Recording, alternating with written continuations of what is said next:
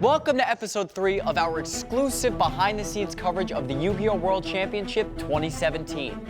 This is the 15th annual World Championship event, and I've got to say, it's the best one I've ever seen. No question about it. Hey, wait, don't tell me you haven't seen some of the previous episodes. If you haven't, that's just wrong. You know, they can catch up. That's an awesome idea. Okay, if you haven't seen episodes 1 and 2, go back now and watch them.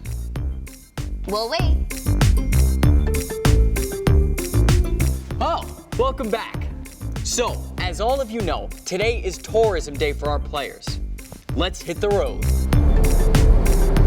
First, we are going to the Tokyo Skytree.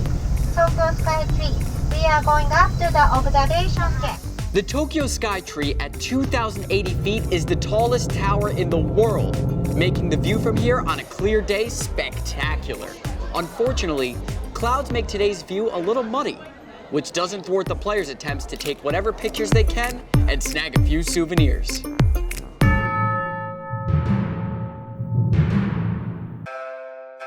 The next stop on the Yu-Gi-Oh! Player Tour of Tokyo is that authentic Japanese lunch they were promised. There's no entry fee, there was no tournament. And then a visit to the Sensoji Temple, the largest and most significant temple in Tokyo, and the most visited spiritual site in the world, with 30 million visitors every year. Our players relish time away from practicing, and many even venture onto the nearby street called Nakamise Dori, where they're enchanted by the views of residents wearing traditional garb, and are fascinated that it's still in common use. It's really nice to see all the culture that you can experience here on this type of trip. Jay Sheriff takes to the site of men and women wearing clothes that appear to be comfortable and logical on a hot summer day. So much so, he goes out looking for an outfit for himself.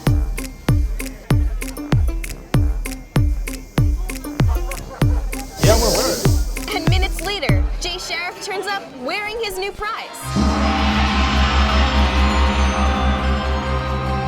Jay doesn't dare ask if he can compete in the World Championship in his new Yukata Kimono.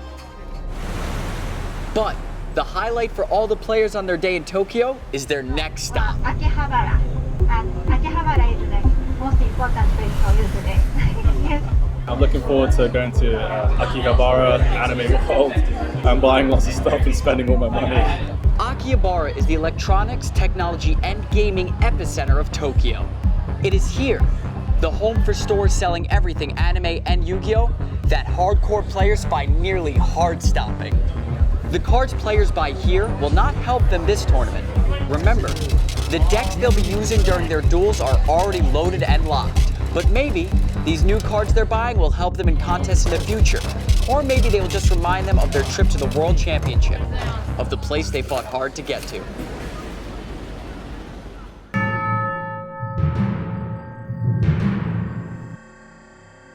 So let's get back to my question. An important question that I want an answer to. Where are the girls? Where are the women? To get an answer, we spoke to a woman who we saw prominently in the ranks of the judges. We asked her what the heck she was doing here, and where are all the women? If you want to translate, he will receive a warning. Her name is Martina Kolsch. To be a judge at these games, she not only needs to thoroughly know the rules of the game, her brain needs to be a repository of all the cards allowed to be played here. Thousands of them. And she needs to be quick-witted enough to be able to spot the hundreds of thousands of combinations that players may concoct on the fly. Martina describes herself as an avid player who is attracted to the game because It's really a social thing to be around. Interestingly, in Europe, those players that are female tend to have high roles. So while we are a bit rare, we tend to have the power. And players like Gianna Toko vow to be back next year, not in support of male players, but on their own. She says, what the boys get out of the game, camaraderie, community, competition, are exactly what got her into the game. My girlfriend, my best friend, I would sleep over her house. We would wake up on Saturday, watch the show, and then her mom would drive us straight to Books A Million, and we'd trade and we'd play.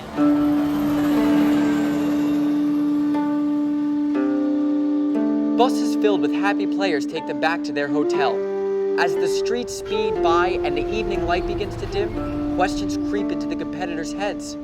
With only hours to go before the games begin, they wonder who they would be facing the next game. Will they be friends? Will they be able to sleep that night? And beyond all that, will they be intimidated by a huge venue that they had yet to see for themselves?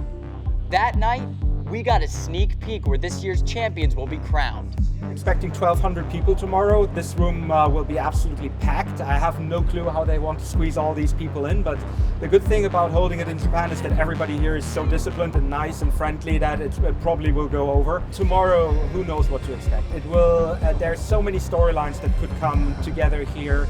I mean, it's interesting when people define, what's a game versus what's a sport, and with the evolution with all the esports and video games, and people really start to understand that the preparation for this is very much like playing a professional sport. It's the training that goes involved, and the building the deck, and the strategy, and understanding how to play and how to understand what your opponent's doing.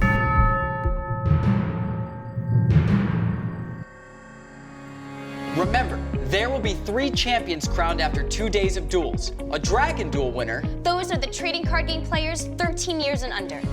The main event world champion. That's the trading card game winner over 13 years of age. And the first ever Duel Links champion. Those are players of the mobile game now coming into the hot lights of being in public after competing in relative seclusion. And anonymity. Many of the players prefer to use their screen names. Decade, Tuppup, Timmy. Oh, no. That's his real name. Or is it? Join us next time for episode 4 of our exclusive behind-the-scenes look at the Yu-Gi-Oh! 2017 World Champions. Come on, don't skip ahead. You do that, you'll miss the heartbreaking story of one of the players you've already met. And talk about heartbreaking. Some of the people will be sent packing on the very first day. Okay, go straight to episode 4 now.